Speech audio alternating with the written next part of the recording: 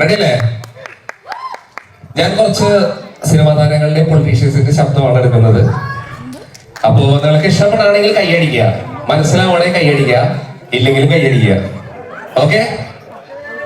അപ്പൊ ആദ്യമായിട്ട് ഞാൻ ചെയ്യുന്നത് നമ്മളെല്ലാം മൺമറഞ്ഞു പോയ നടൻ, എല്ലാവർക്കും ഓർമ്മയുണ്ടാവും, ശങ്കരാടി. ഓർമ്മയുണ്ടാവും? ഓക്കെ, അപ്പൊ ശങ്കരാടിയുടെ ശബ്ദം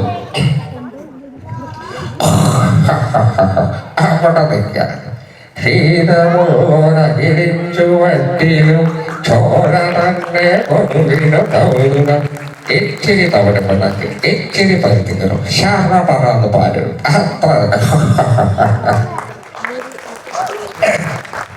അടുത്തതായിട്ട് നെടുമുടി വേണം.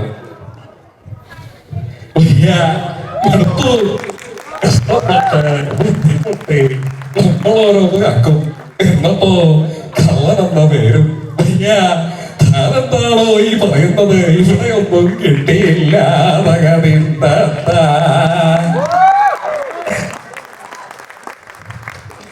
നമ്മള് ഇപ്പൊ ട്രെൻഡിങ് ആയിരിക്കുന്ന നമ്മുടെ ഓണത്തിന്റെ ഹൈലൈറ്റ് ഇതാണ് ആവേശ സിനിമ. അപ്പൊ ഫഹദ് ഫാസിലാണ് അതിൽ കത്തിക്കയറി നിൽക്കുന്നത്. പക്ഷെ നമ്മളൊരു ചേഞ്ചിന് ആ റോള് ജനാർദ്ദനാണ് ചെയ്തിരുന്നെങ്കിൽ എങ്ങനെ ഇരിക്കുന്നുള്ളത്. ആവേശത്തിലെ ഇറങ്ങണ്ണൻ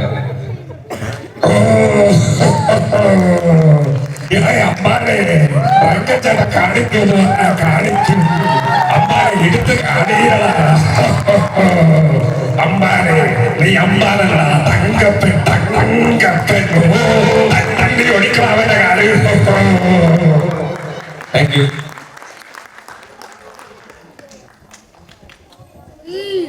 അടുത്തായിട്ടൊരു ഗായകനാണ്, നമ്മൾക്ക് എല്ലാവർക്കും അറിയാം, M G Sreekumar. Welcome to Sreekumar.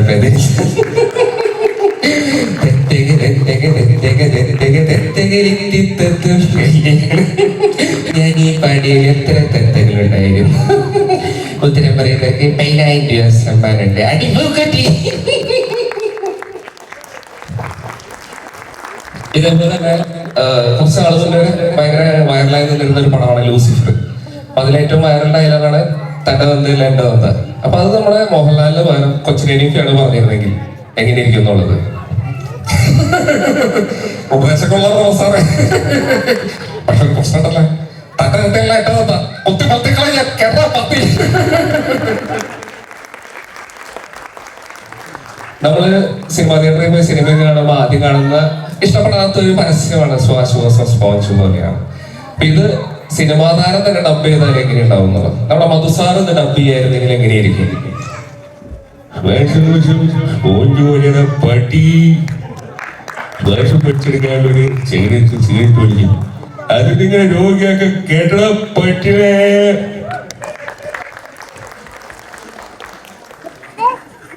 ഇനി നമുക്ക് SNDP-യുടെ പ്രസിഡന്റ് വെള്ളാപ്പള്ളി നടേശൻ, പുള്ളിയോട് നമ്മൾ ശ്രീനാരായണഗുരുവിന്റെ വാക്കുകൾ ചോദിക്കുകയാണെങ്കിൽ മദ്യമുണ്ടാക്കുന്നത് അത് വിഷമമാണ്. അപ്പൊ അതിനെപ്പറ്റി ചോദിക്കുമ്പോൾ പുള്ളിയുടെ ഒരു റിപ്ലൈ, അത് പിന്നെ അങ്ങനെല്ലാം പറഞ്ഞിരിക്കുന്നു. മദ്യം അതുണ്ടാക്കാൻ വിഷമമാണ്, അത് കഴിക്കാൻ അതിലേറെ വിഷമം. അപ്പൊ ഞാനും ചങ്ങനാശ്ശേരി സുകുമാരനും കൂടി അതിലൊരു ഓക്കെ. എല്ലാവർക്കും ഇഷ്ടപ്പെടുന്നുണ്ടോ? കയ്യടിക്കും ഷാറ് തരാം. ഊണിന്റെ സമയമായിട്ടാണോ? ഇപ്പോ കത്തിക്കയറി നിൽക്കുന്ന ഒരു വിഷയമാണ് ഹേമ കമ്മിറ്റി റിപ്പോർട്ട്. അപ്പൊ അതിനെപ്പറ്റി നമ്മള് പല ചർച്ചകളും കാണുന്നുണ്ട്. അപ്പൊ ന്യൂസ് അവറിൽ ഇതിനെപ്പറ്റി ആധികാരികമായി സംസാരിക്കാൻ പറ്റുന്ന ഒരേ ഒരാള് KP ഉമറാണ്, അല്ലേ? അപ്പൊ KP ഉമർ നമ്മുടെ ന്യൂസ് അവറിൽ വന്നിട്ട് ഇതിനെപ്പറ്റി ചോദിക്കുകയാണെങ്കിൽ, സർ, ഈ ഹേമ കമ്മിറ്റി റിപ്പോർട്ടിനെ പറ്റി താങ്കൾക്ക് എന്താണ് പറയുന്നത്? വളരെ സന്തോഷം എന്നെ ഈ പരിപാടിയിലേക്ക് വിളിച്ചത്.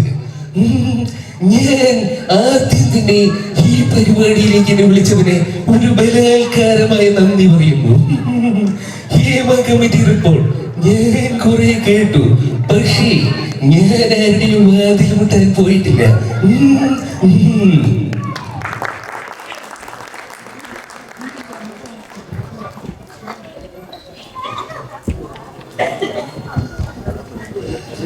അടുത്തായിട്ട് ഒറ്റ ക്യാരക്ടറോടെ നമ്മുടെ മനസ്സിൽ ഇടം പിടിച്ച ഒരു നടനാണ് NN പിള്ള. 500 എന്നുള്ള ഒറ്റ ക്യാരക്ടർ. അപ്പൊ ആ ഒരു ക്യാരക്ടറായിട്ട് NN പിള്ള. മറക്കണോ? എന്തൊക്കെയാണോ ഞാൻ മറക്കട്ടെ? പറയണോ? എന്റെ ലക്ഷ്മി, ഈ വീടിന്റെ മഹാലക്ഷ്മി ഈ മുറ്റത്താണോ വിട്ടുകൊണ്ട് കിടന്നത്? എന്റെ കൈ കിടന്ന് പെട്ടെന്ന് ഞങ്ങൾ മരിച്ചാൽ പറഞ്ഞോളൂ. ഇതൊന്നും മറക്കുന്നവരല്ലടാ ഞാൻ. Okay, thank you so much for your patients.